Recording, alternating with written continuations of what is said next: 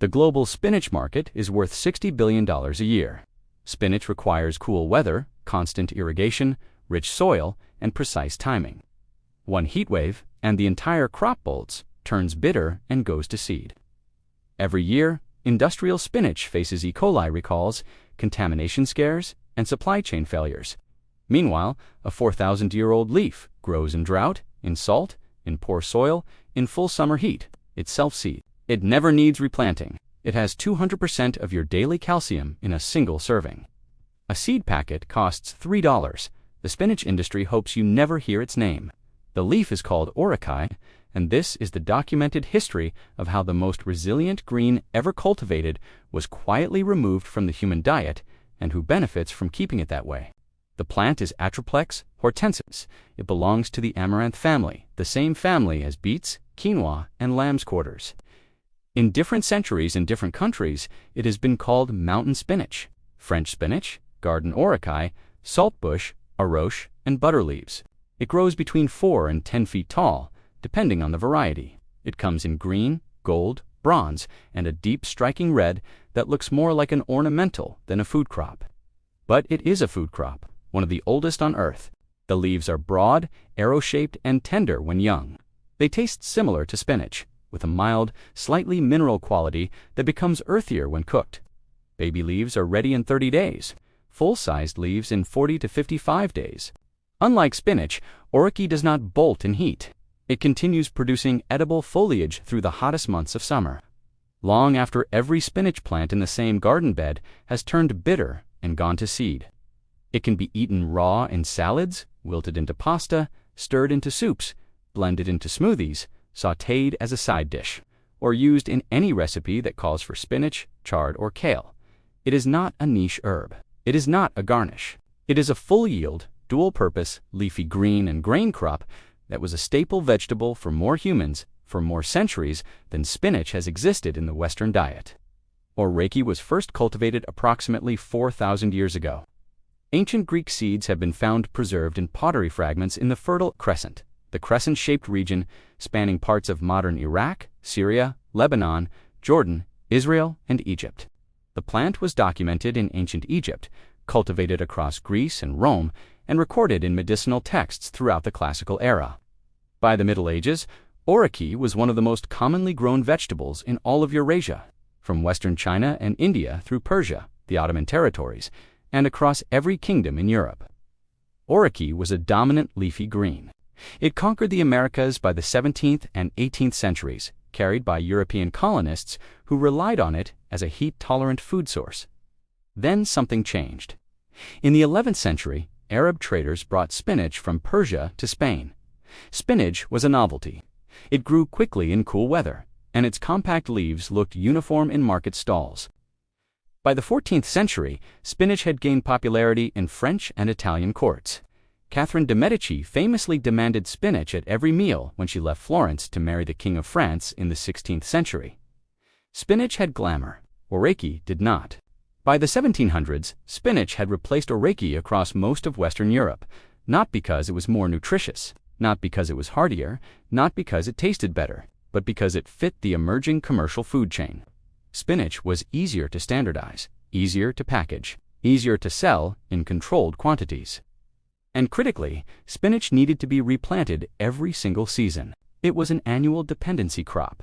You bought spinach seed every year. You bought fertilizer for its demanding soil requirements. You bought irrigation infrastructure to keep it alive. Oricai, by contrast, self-seeded and returned on its own. It required no annual purchase, no infrastructure, no dependency. And that is why it was abandoned. A 100-gram serving of Oricai leaves delivers 200% of the recommended daily calcium intake. That is not a misprint. 200%. A single serving. Spinach, by comparison, contains calcium that is largely bound by oxalic acid, and therefore poorly absorbed by the human body. Raw spinach contains approximately 70 milligrams of oxalate per 100 grams, one of the highest oxalate concentrations of any common vegetable. Oricai also contains oxalates, estimated at around 900 milligrams per 100 grams, but its calcium delivery mechanism is different. And unlike spinach, Oricai leaves are traditionally consumed both raw and parboiled, which reduces oxalate content significantly. Beyond calcium, Oreki contains approximately 10 milligrams of iron per 100 grams of dried leaf. It delivers 35 milligrams of vitamin C per 100 grams, covering roughly 60% of the recommended daily allowance. It is rich in vitamin A, vitamin K, folate, potassium, magnesium, and phosphorus.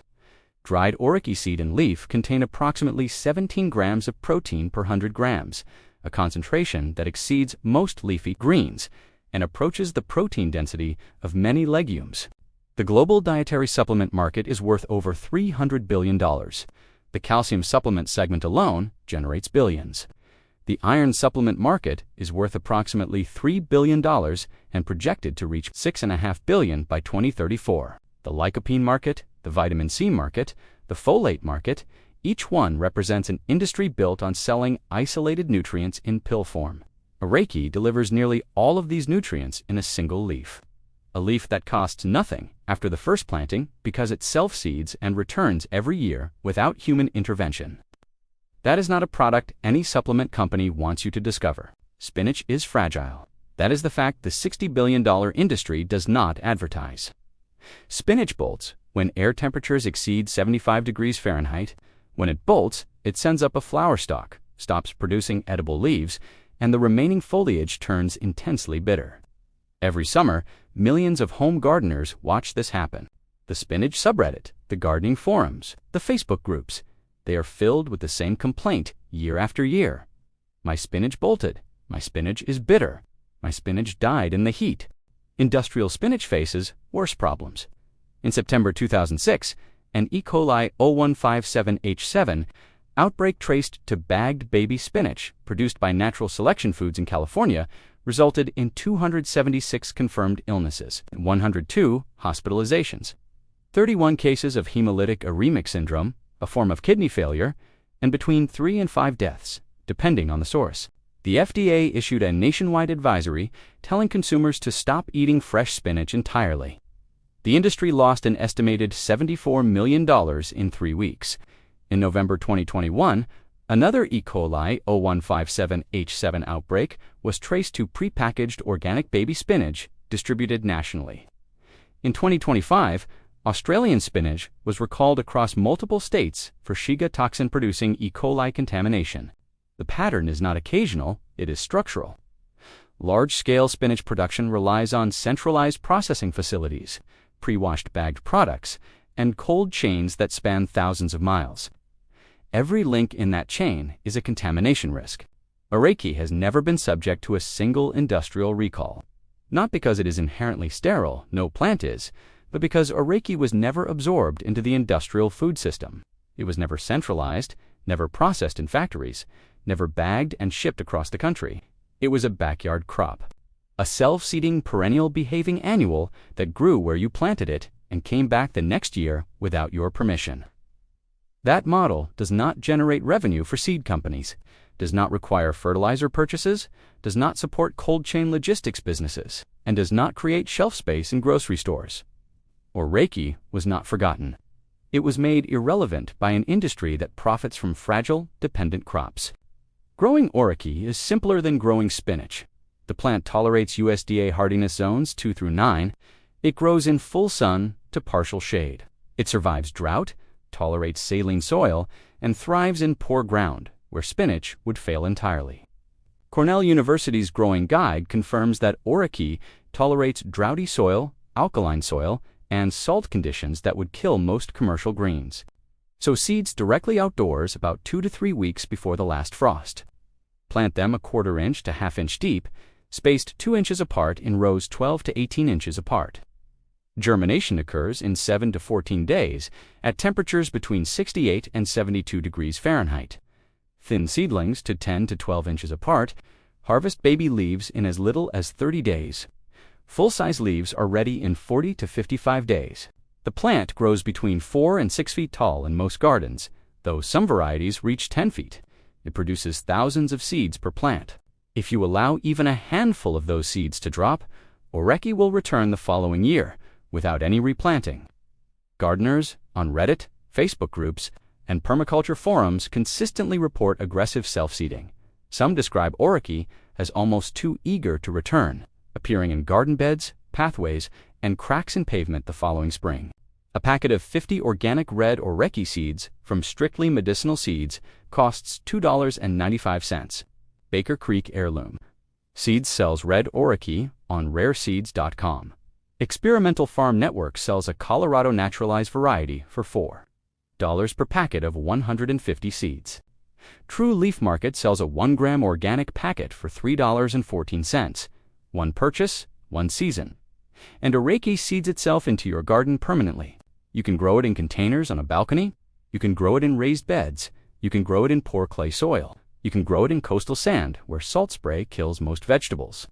The plant does not care about your soil conditions. It has been adapting to hostile environments for 4,000 years. The commercial spinach industry operates on an annual cycle of dependency. Farmers buy seed every season. They buy nitrogen-heavy fertilizers to meet spinach's demanding soil requirements. They buy irrigation systems to keep the crop alive through any temperature fluctuation. They buy cold chain logistics to transport a leaf that begins to degrade within days of harvest. Consumers buy bagged spinach that has been triple washed in centralized processing facilities, the same facilities that have been linked to every major E. coli outbreak in the past 2 decades. The frozen spinach market alone is worth between $1.5 and $2 billion. Depending on the estimate source, the fresh spinach seed market generates over $700 million annually. The supplement industry adds billions more by extracting and selling the same nutrients: calcium, iron, vitamin C, vitamin K, folate that Oraki delivers in a single leaf from a self-seeding plant that costs nothing to maintain. 93% of American seed varieties were lost between 1903 and 1983.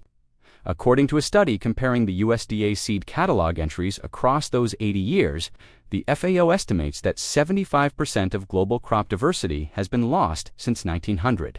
Oraki is not technically extinct. You can still buy its seeds, but it has been systematically excluded from grocery stores, school nutrition programs, agricultural subsidies, university extension guides, and mainstream gardening media for over 2 centuries. The plant exists. The knowledge of it does not.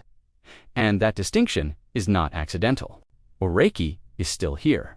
It grows wild across Europe, Asia, and parts of North America. It self-seeds in abandoned lots, along roadsides, and in the margins of cultivated fields. Foragers harvest it. Permaculture practitioners plant it. Small-scale seed companies sell it. And every summer, when the spinach in your garden bolts and turns bitter and dies, Oraki is still standing 6 feet tall, producing edible leaves, dropping seeds for next year, and asking nothing from you in return. The $60 billion spinach industry is built on a crop that cannot survive summer. Oraki survived the Bronze Age, the Roman Empire, the Middle Ages, the colonial era, and 2 centuries of deliberate neglect. It is the leaf your ancestors grew before the food system told them to stop. And the only reason you have never heard of it is that nobody profits from a plant you only need to buy once. The packet of seeds costs $3. One planting. Infinite harvests. Everything you need to know is in the soil. The industry built its empire on the weaker plant.